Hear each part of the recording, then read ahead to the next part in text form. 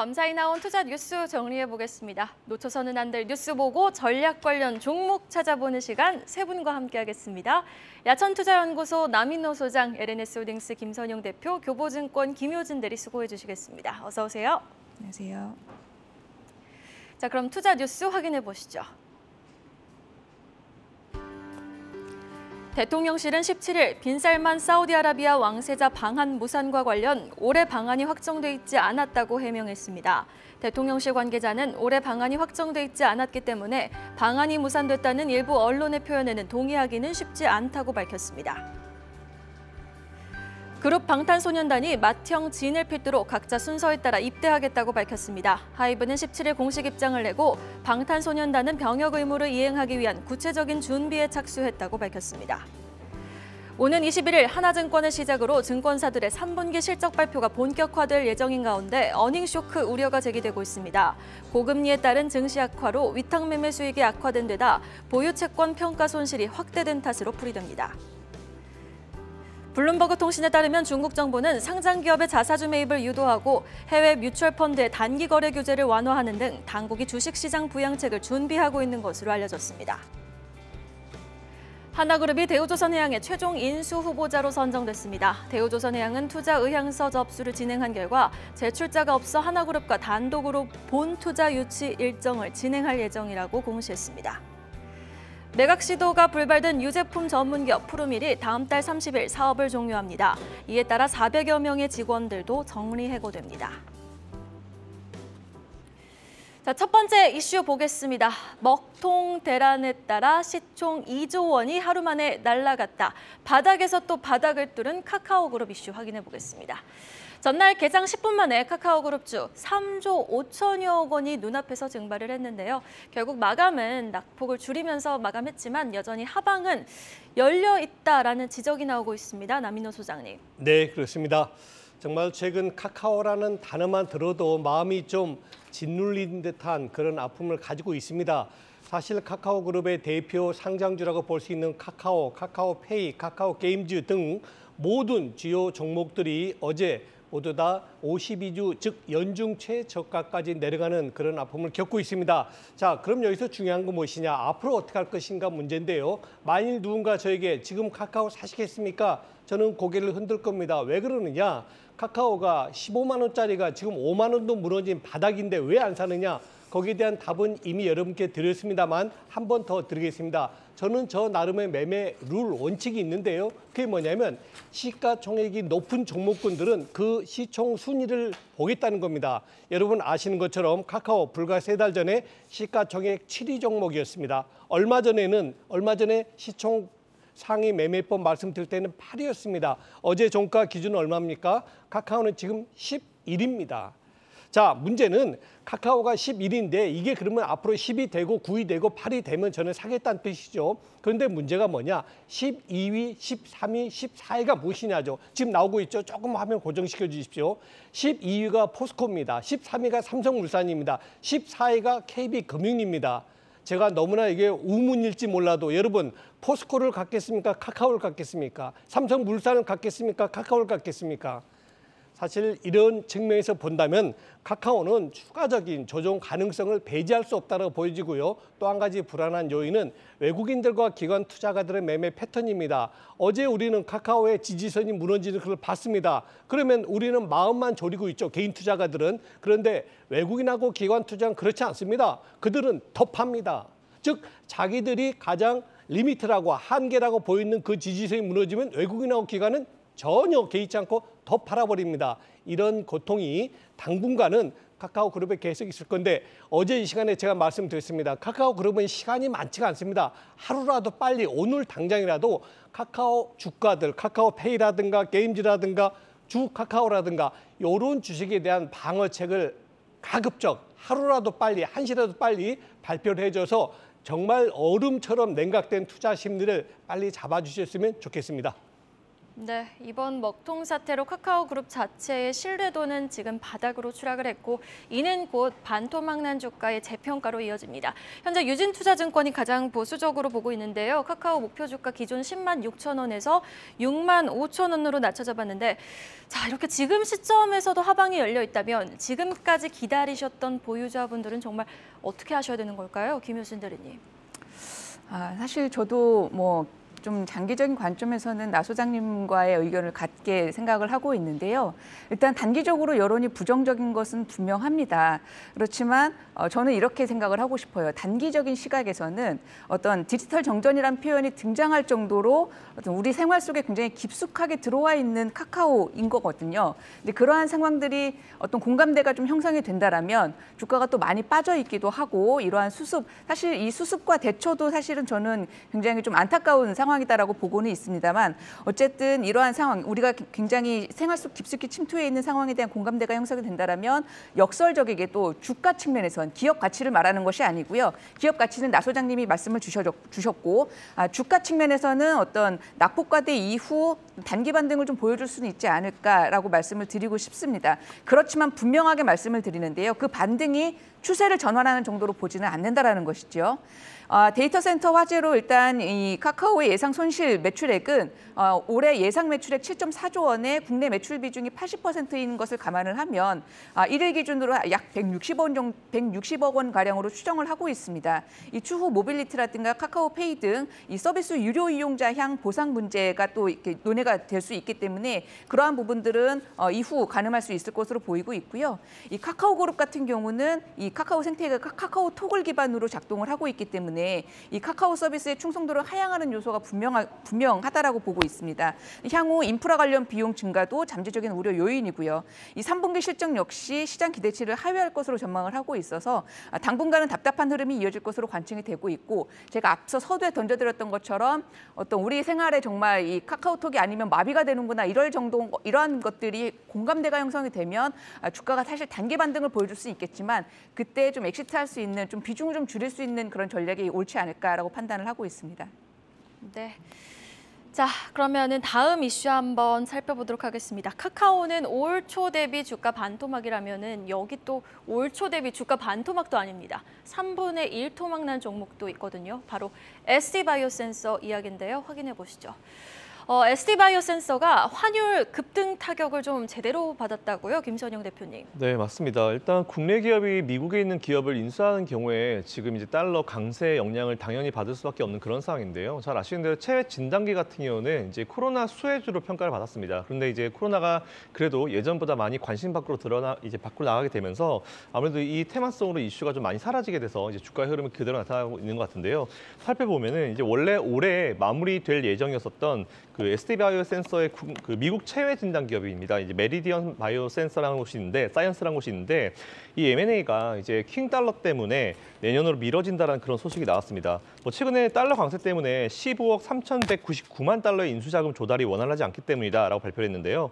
일단은 올해 7월 달에 계약할 때 보니까 그때 당시 환율은 1,307원이었습니다. 근데 이거보다 훨씬 더 급등해서 한 2천억 정도 추가적으로 돈이 더 필요하다라는 그런 내용이 나오고 있는데 보통 이렇게 돈이 더 필요한 경우에는 이제 달러가 풍부한 나라로부터 보통 투자를 받아가지고 진행을 하도록 하는데요. 사실 평소 이제 처음에 우리가 했던 것보다 2천억을 더 줘야 되기 때문에 기업의 입장에서 정말 좋지 못한 그런 상황이 확실한 것 같습니다.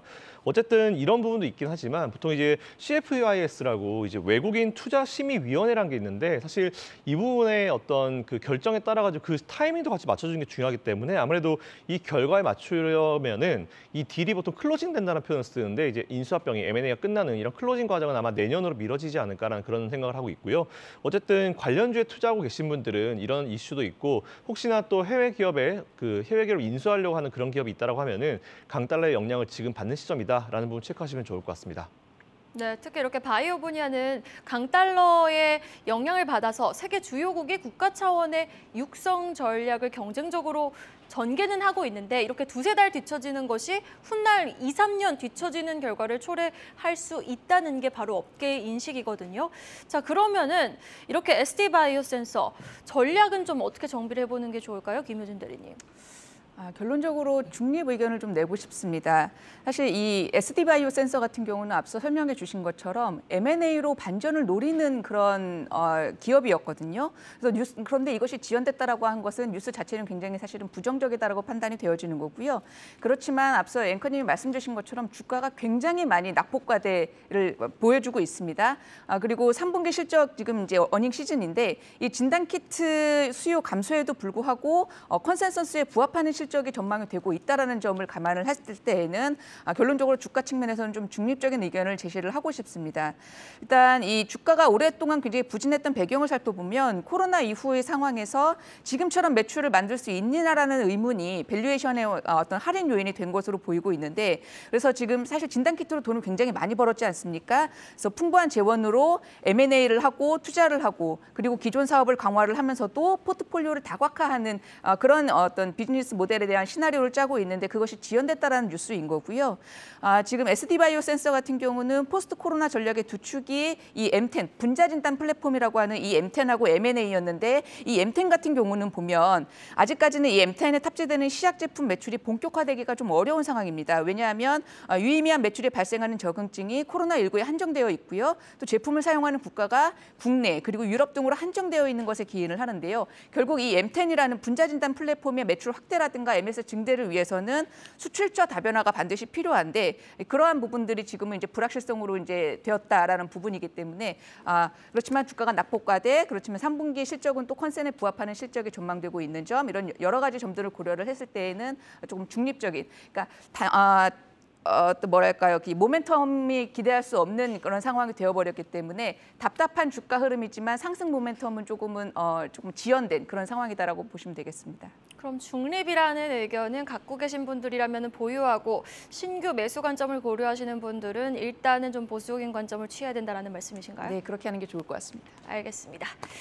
자, 그러면은 다음 이슈 살펴보도록 하겠습니다. 어제 개장과 동시에 카카오그룹주와 또 한미글로벌이 아주 힘겨루기 하듯이 낙폭을 키웠던 모습 너무 무서웠습니다. 이어지는 소식, 네옴시티 수혜주의 급락을 초래한 빈쌀만 방한 무산 보도 확인해 보도록 하겠습니다. 진짜 이런 거 보면은 시장의 최대적은 기대감이에요. 이 빈살만 사우디 왕세자의 방한이 취소됐다는 소식에 기대감에 그동안 움직였던 종목들이 다 급락을 한 건데 대통령실에서는 무산이 아니다. 원래 확정되었던 사안이 아니라고 입장을 내놨어요. 남인호 소장님. 예, 그렇죠. 조금만 더 정리를 한번 해보겠습니다. 방금 예수 앵커 말씀대로 빈살만 왕세자, 사실상 사우디 지도자죠. 이분이 우리 대한민국에 몇 월 며칠 몇 시 오기로 돼 있던 게 아니었습니다. 사실상 수교 60년, 굉장히 오래된 우방이죠. 수교 60년을 맞이하여서 이제 빈살만 왕세자가 우리 한국에 방문해 주셨으면 하는 그런 계획이 서로 오고 갔는데 그게 아마 빈살만 왕세자의 좀 스케줄 문제가 있었던 모양이죠. 그게 좀 연기가 됐다. 저는 이렇게 봅니다. 자, 이제 주식시장 좀 넘어와 보겠습니다. 여러분, 호재가 좋은 겁니까? 악재가 좋은 겁니까? 당연히 호재가 좋습니다. 그런데 호재의 끝이 있습니까? 없습니까? 있습니다. 저는 빈살만 왕세자의 방안이 분명한 호재죠. 분명한 호재인 건 맞습니다만 그것이 영원한 호재이냐 그건 아니겠죠. 결국 네옴시티라는 앞으로 진짜 5천억 불 우리 돈으로 650조 원에 달하는 사우디아라비아에서 눈을 볼 수 있는 그런 놀라운 스마트 도시를 계획한 데 있어서 빈살만 왕세자가 큰 도움이 될 것이라는 기대를 가졌던 거 아닙니까? 저는 근데 그 무산이 완전히 무산됐다고 안 봅니다. 왜냐하면 최근 들어서 아까 말씀하셨던 현대건설 과연 최근 한 달 동안에 이 네옴시티 때문에 주가가 얼마나 올랐는가 한번 점검해 보십시오. 하나도 그것 때문에 오른 게 없습니다. 자, 물론 한미글로벌 같은 경우는 최근에 이런 네옴시티 프로젝트로 인해서 조금 주가 상승이 있었죠. 그래서 저는 이렇게 결론 짓고 싶어요. 앞으로 2029년도 이제 6년밖에 안 남았습니다. 사우디아라비아에서 동계, 스키, 스케이팅, 피겨 이런 걸 하는 놀라운 계획을 가지고 있는데 그전에 분명히 네옴시티는 건설이 돼야 됩니다. 그런데 세계 최고의 건설업을 가지고 있는 대한민국의 현대건설이라든가 삼성 엔지니어링이라든가 한국의 건설업체 도움 없이 시공 없이 그것이 완성될까? 저는 거의 불가능하다고 봅니다. 그래서 이번에 빈살만 왕세자께서 한국에 못 오신 건 아쉽지만은 아마 내년에 다시 오실 것이다. 저는 그렇게 말씀을 드리겠습니다. 네, 하루빨리 또 내년에 방한 소식을 들을 수 있기를 좀 고대해 보도록 하겠습니다.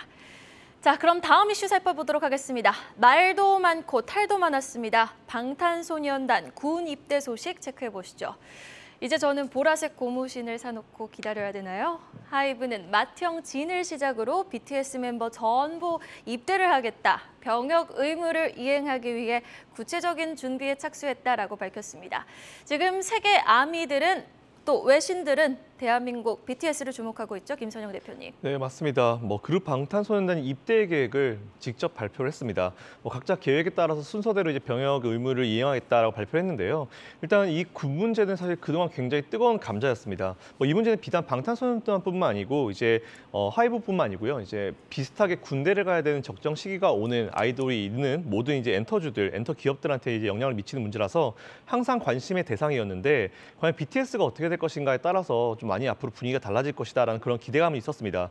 그동안 현행법상 예체능 분야의 특기를 가진 사람들은 대체 복무를 할 수 있는 예술, 체육 요원 제도를 두고 있었는데 대중문화는 여기에 포함되지 않아서 항상 형평성 논란이 좀 있긴 있었는데요. 이 문제에 대해서 사실 국회가 그동안 굉장히 지지부진했던 건 사실인 것 같습니다. 그러니까 지지부진하니까 바로 방탄소년단에서 그냥 입장을 정리해가지고 그냥 가겠다라고 이런 식으로 얘기를 해버린 거고요. 그리고 이번 이슈의 결과를 봤을 때 이제 거의 모든 아이돌은 적정 연령이 되게 되면은 군대에 다 가야 되는 건 거의 기정사실화된 것 같습니다. 이에 따라서 각 기업 엔터 기업들은 이제 현재 육군 기준으로 18개월 정도 되는 이 군 복무 기간 동안 이제 거의 활동 수익이 0에 가깝게 수렴해서 내려가기 때문에 일단은 이제 입대기에 있는 이런 스타급들의 아이돌이 있는 그런 엔터주들은 관련된 내용으로 여러분들이 체크를 한번 미리미리 한번 해보시고 투자를 해보시면 좋을 것 같다라는 의견 드리겠습니다. 근데 또 2025년부터 완전체 활동 재개를 희망한다라고 하면서 2024년 방탄소년단의 재계약이 모두 만료가 된단 말이죠. 하이브는 BTS 군입대로 큰 리스크를 안는 건 분명한 것 같은데 이에 따른 엔터주들의 지각 변동 어떻게 보시는지 김효진 대리님, 또 3분기 실적 발표를 앞두고 엔터 탑픽 종목은 어떤 종목 보시는지 궁금합니다. 엔터 탑픽 종목은 이제 일전에 JYP 엔터라고 말씀을 드렸던 것 같고요. 지금 해당 뉴스에 대해서 하이브에 대해서 좀 말씀을 드려보자면요.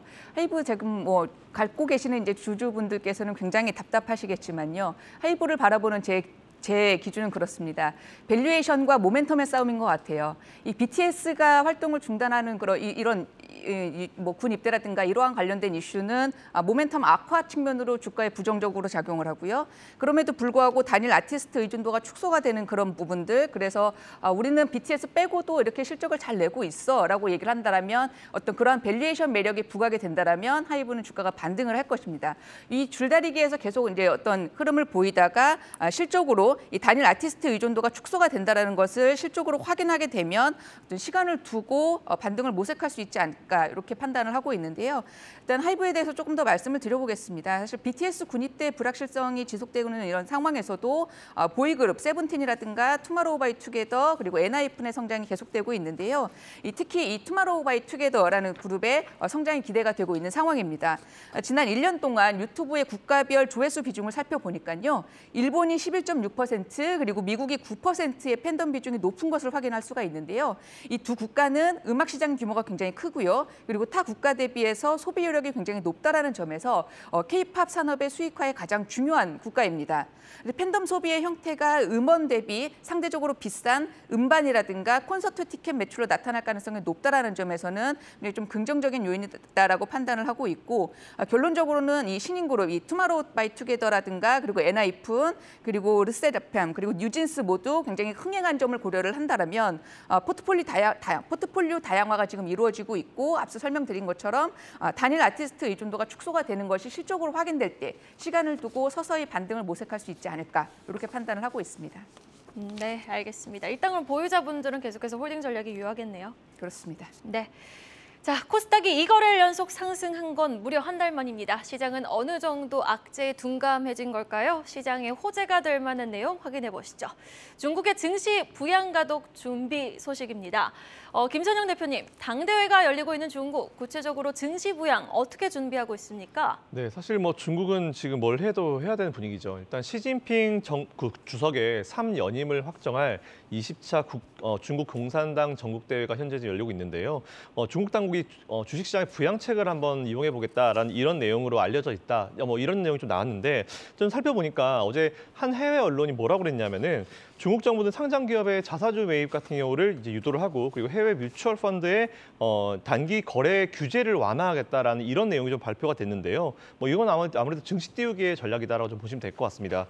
또한 IPO 이후에 현재 이제 12개월인 자사주 매입 금지 기간을 6개월로 단축시키겠다라는 이런 내용도 발표를 했고요. 그리고 20거래일간 주가 30% 이상 하락에서 25% 이상 하락으로 이제 자사주 매입 허용 조건을 좀 늘리기로 했습니다.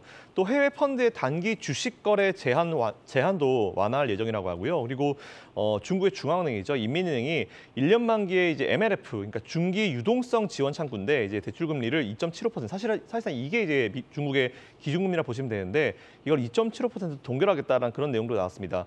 일단 이번 유동성 도입 같은 경우, 유입 같은 경우는 이제 세금 납부 그리고 이제 지방 국채 발행 증가로 인해서 이제 자금 수요 증가를 상쇄시키는 효과가 나올 수 있을 것이다라는 이런 내용들이 좀 나오고 있고요. 최근에 중국 증시는 잘 아시겠지만 이제 CSI 300 지수가 코로나 팬데믹 초기 이후에 최저점을 기록하는데 굉장히 좀 부진한 상황에서 지금 시진핑 국가주석이 3연임을 앞두고 있는 그런 상황이기 때문에 사실 지금 뭔가를 하더라도 해야 되는 분위기인 건 맞는 것 같습니다. 어쨌든 몇 가지 꽤나 많은 어떤 정책들을 이제 이번에 하겠다라는 내용이 나왔던 만큼 실제로 이 정책이 시행되는지를 한번 지켜보시면 좋을 것 같고요. 이게 또 중국을 넘어서 이제 우리나라나 전 세계 증시에 미치는 영향까지 한번 연결해 보셔가지고 투자를 이어가 보시면 좋을 것 같습니다. 네. 자, 그럼 마지막 뉴스, 투자자분들께 좀 조심해야 될 부분, 유의하셔야 될 부분 기사로 나와서 한번 확인해 보도록 하겠습니다. 보통 금리가 오르는 국면에서 전체 증시의 거래 대금도 좀 줄어들고 비투 규모도 줄어들지 않습니까? 그런데 남인호 소장님, 테마주의 비투 열기가 여전히 사그라들지 않고 있다고요? 네, 우리 대한민국 주식시장에는 크게 세 투자 주체가 있습니다. 기관 투자가, 외국인 투자가, 그리고 개인 투자가입니다.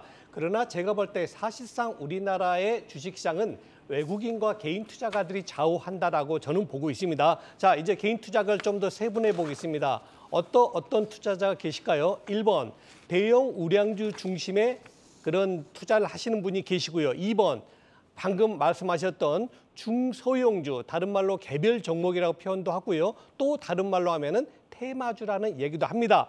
사실 저도 과거에 해봤습니다만 테마주, 그 방송 용어로 적절할지 모르겠습니다만 그 짜릿짜릿한 맛이 있죠. 종합주가지수가 내려가도 이 테마주가 올라가는 그런 맛이 있습니다. 그러나 그 테마주에 뭐가 함정이 있습니까? 바로 리스크가 크다는 겁니다. 저는 일반 투자, 즉 내가 가지고 있는 자산만 투자하는 자기자본 투자가 있고 차입 투자가 있는데, 자, 한번 비교해 보십시오. 이런 테마주, 중소형주에다가 차입 투자까지 합쳐지면 어떻게 됩니까? 리스크가 2배가 돼버리는 겁니다. 최근 들어서 우리 시장이 그만큼 상승 추세냐? 저는 아니라고 봅니다. 물론 신용융자라든가 이런 것도 정석 투자기 때문에 하셔도 됩니다. 그러나 제가 몇 번 말씀드렸습니다만 신용투자라든가 차입 투자는 언제 하는 것이 적정이냐? 주가가 대세 상승 혹은 추세적으로 오를 때 이걸 사용하셔야 된다. 지금처럼 신용융자 이자 10%, 연체이자 12% 이런 과도한 금리를 물어가면서 증권사에 내가면서 수익을 본다? 굉장히 어렵습니다. 잠시 뒤에 우리 김효진 대리께서 말씀해 주실 텐데 저는 우리 김 대리님께 여쭤보고 싶어요. 지금 이런 시장에서 우량주 중심의 투자가 적절한지, 안 그러면 리스크를 감수하고 신용 이자를 내면서까지 개별 테마주를 하셔야 되는지 제가 참 직접적으로 여쭤보고 싶은데 우리 김 대리님도 좋은 답변 주시기 바라고요. 결론입니다. 여러분, 분명히 신용융자 좋습니다. 좋은 제도입니다. 그러나 최근같이 아직 바닥이 확인되지 않았을 때 저 개인적으로, 저 마음속으로는 2132 금년도 바닥이라는 믿음은 있습니다. 그러나 아직까지 그것이 검증되지 않은 상태에서 지나치게 리스크가 큰 신용융자는 자제하시는 것이 좋다는 말씀 드리겠습니다. 저 이런 분위기 너무 좋습니다. 남인호 소장님 질문에 답변 가능하십니까? 김효진 대리님. 사실은 가만히 이렇게 듣고 있으면서 제가 할 얘기를 다 해주시면 어쩌지, 사실 이런 생각을 했었거든요. 정말 저도 똑같은 얘기를 준비를 해왔는데 저도 말씀을 드리겠습니다. 비투가 나쁜 것만은 아닙니다. 저는 이렇게 표현하거든요. 위험한 장사가 많이 남는다. 맞습니다. 그런데요, 지금 여러분 매크로 상황을 보십시오. 지금 경기 침체를 피할 수 없는 그런 상황이 되어가고 있는 상황에서 고금리까지 겹치고 있는 상황입니다. 앞서 말씀 주신 것처럼 레버리지 투자는요, 상승장에서만 경우만 유리한 방법이다라고 판단을 하시면 좋을 것 같아요. 그리고 게다가 이 테마주에 조금 더 이제 어떤 이런 레버리지 B2가 좀 수급이 쏠린다라는 기사인 것 같은데 이 테마라는 것은 단기 유행이지 않습니까? 얼마든지 상황이 급변할 수 있는 것입니다. 레버리지 투자는요, 컨빅션 바이를 외칠 수 있는 곳에 투자가 되어야 되는 거지 이런 단기 유행의 어떤 투자가 되는 방법은 아니다라고 분명히 말씀을 드리고 싶고요. 이 기사에 보니까 이 신용융자 잔고율, 그래서 제가 어제 이제 좀 이런 그 상장 기업 2,400여 개의 신용융자 잔고율을 전부 다 살펴봤습니다. 상위 30개 기업을 살펴보니까 특정 테마로 또 한정되지는 않고요. 또 주가 상승률 역시 좀 천차만별입니다. 이를테면 바닥권에 있는 주가의 어떤 그 신용잔고율이 늘어난 경우도 있었고 주가가 많이 상승한 장기적으로 상승한 종목도 있었고요. 그래서 일괄로 결론 지을 수는 없습니다만 주목되는 종목이 2개 있었습니다. 상위에 선광이라는 종목하고 삼천리인데요. 이 선광 같은 경우를 보면 우리나라의 경우 수출입 화물의 99% 이상이 항만을 통해 해상 운송이 되고 있음을 감안을 할 때 이 항만 하역 사업은 매우 중요한 위치를 차지를 하고 있습니다. 이러한 부분들 때문에 주가가 이제 오랫동안 올랐고 꾸준한 매출액이라든가 영업이익이 특징적인데 그렇지만 하역 사업의 특성상 경제 사이클에 큰 영향을 받습니다. 앞서 제가 짚어드렸던 것처럼 경기 침체가 피할 수 없는 상황으로 지금 치닫고 있는 상황에서 제가 자주 쓰는 표현 있지 않습니까? 영원한 것은 없다라고 말씀을 드리고 싶은데요. 이러한 부분들 좀 분명히 염두할 필요가 있다라고 말씀을 드리고 싶고요. 삼천리 같은 경우도 말씀을 드리면 굉장히 안정적인 이익 성장을 보여주고 있습니다. 굉장히 견조한 도시가스 본업 실적이 계속 창출되고 있는 상황인데 그렇지만 쌓이는 현금과 신사업의 기대감이 있긴 합니다만 어떤 두 기업 모두 어떤 굉장히 오랫동안 주가 급등으로 인해서 추가적으로 여기서 상승 여력이 얼마나 될 수 있을까, 축소 가능성은 없을까. 이를테면 지금 보니까 이 2개 기업이 신용융자 공여율이라는 것이 굉장히 급격하게 최근에 증가를 했거든요. 이 신용융자 공여율이라는 것은 뭐냐면 최근에 신용융자 신규 수량 대비해서 거래량을 나눈 백분율을 말씀을 드리는 건데 이를테면 어제 같은 경우 네옴시티와 관련주들이 뭐 2자릿수 급락률을 보였는데 결론적으로 단기 하방 변동이 심화가 되면 어떤 반대 매매의 악순환이 분명하게 발생을 할 수 있는 여지가 매우 높다라는 것입니다. 그래서 이러한 테마주들은 레버리지 투자는 절대로 옳지 않다 이렇게 말씀을 드리고 싶습니다.